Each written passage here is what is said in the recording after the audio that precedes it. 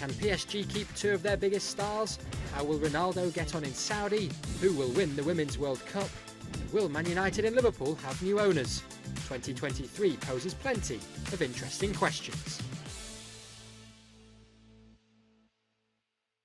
Hello there and welcome to Football Now from Doha. 2022 may have finished with a bang, but as with everything in life, things move on pretty quickly. So, on this week's episode of the show, we're looking ahead and seeing what the next 11 months or so has in store on the pitch, as well as some potentially massive stories off it. So, what better place to start then than the two players that lit up the 2022 FIFA World Cup final, Kylian Mbappe and Lionel Messi, both of course currently at PSG, but the future of both players remains a little bit uncertain. So could this year be their last in Paris? We're speaking about two different players. Messi, despite of having won it all, has shown his interest in keep on playing at top level. Not too many options. Barcelona for me seems impossible. PSG wants to keep him, so I think next season he will be playing for PSG.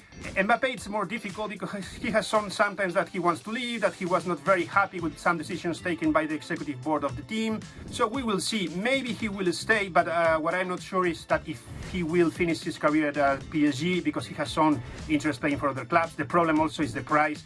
Not many clubs can afford a player like him. So for me, there is a huge question mark regarding the future of Mbappe, maybe not this season, but at least mid-term. Now, not far from where we are, Cristiano Ronaldo is currently getting settled into life at Al Nassr. The transfer saw him become the world's highest paid player, with the Saudi side gaining millions of followers online overnight. What then will this move mean for the Middle East, and could we see more world stars moving to the region? What we've seen over the course really of the last 5 or 10 years is individual footballers are becoming, in many parts of the world, but particularly the Middle East and North Africa, as followed as specific clubs. So a lot of younger generations will change the team that they support because a player like Ronaldo has switched clubs, and we saw this from Manchester United to Juventus, and then of course back to Manchester United and at Real Madrid and now at Al Nassr. And look at Al Nassr's numbers and how they've quadrupled or more because of Ronaldo's arrival, and that allows the football club to benefit and gain more value through Cristiano Ronaldo. Now, moving away from transfers, 2023 is set to be a bit quieter on the international front, but there is, however, one event that will see the world sit up and take notice. The FIFA Women's World Cup will, for the first time, be held in both New Zealand and Australia, but who are the favourites to win it? Yeah, well, I think obviously off the back of the Euros, England, a lot of people are putting them as the favourites, and for me, I think they are the team to beat. But you obviously can't write off the USA. They've won the last 2 World Cups. They've got a massive rivalry with England. But Germany, as we saw in the Euros, an extremely good side. They're the big three. I'd give another shout out to maybe Spain and then Canada and Sweden, who have both done well in the Olympics over the last couple of years, but not quite done it in the World Cups. So.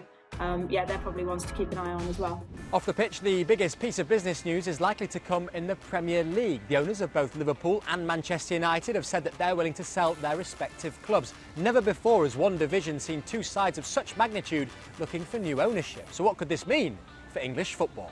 Well, any new owner that comes in will have a different strategy. So the dynamic of the Premier League, particularly the top clubs, will change. The more owners that come in and the more like-minded they are in terms of their philosophy, the more we actually might see the big 6 or 7 in the Premier League, if we include Newcastle, working together. And the more cooperative Premier League clubs are, rather than only seeing themselves as rivals, the more they would naturally head towards making franchise-led style decisions. This isn't about the Americanization of the Premier League, but what it is individual owners changing the dynamic and trying to get the clubs away from football matches themselves to work together on brand-based ventures. So you remain football rivals, but brand friends. And that, I think, is one of the big shifts that we're going to see.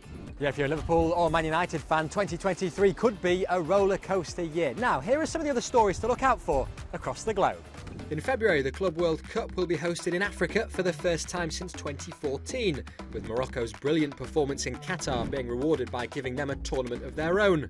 Real Madrid will be looking to win their 5th title in 9 years, while Seattle Sounders will be the first team to represent the USA in the competition after winning the CONCACAF Champions League back in May. Over in England, Arsenal will be looking to maintain a fantastic first half of the season in the Premier League, with the hopes to win their first title since back in 2004. They will though need to keep Pep Guardiola's Manchester City at arm's length, who have won 4 of the last 5 titles on offer. Maybe Pep City will have their attention focused more on finally winning a first Champions League in club history, with the final of Europe's showpiece competition being held in Istanbul this year for the first time since 2005. In Spain, it's set to be another shootout between Barcelona and Real Madrid for the La Liga title. Meanwhile, in Italy, Napoli are in a great position to win their first Serie A since 1990, in the days where Diego Maradona was king of the city. And after hosting a successful FIFA World Cup, Qatar will try and repeat the trick this year after being awarded the 2023 Asian Cup. They'll be looking to build on last year's appearance by becoming the first back-to-back champions in this competition since Japan back in 2004. Yeah, plenty to look out for. That brings us to the end of this week's show. Do let us know your thoughts at home using the hashtag FootballNow2023, and we'll see you at the same time next week. Bye for now.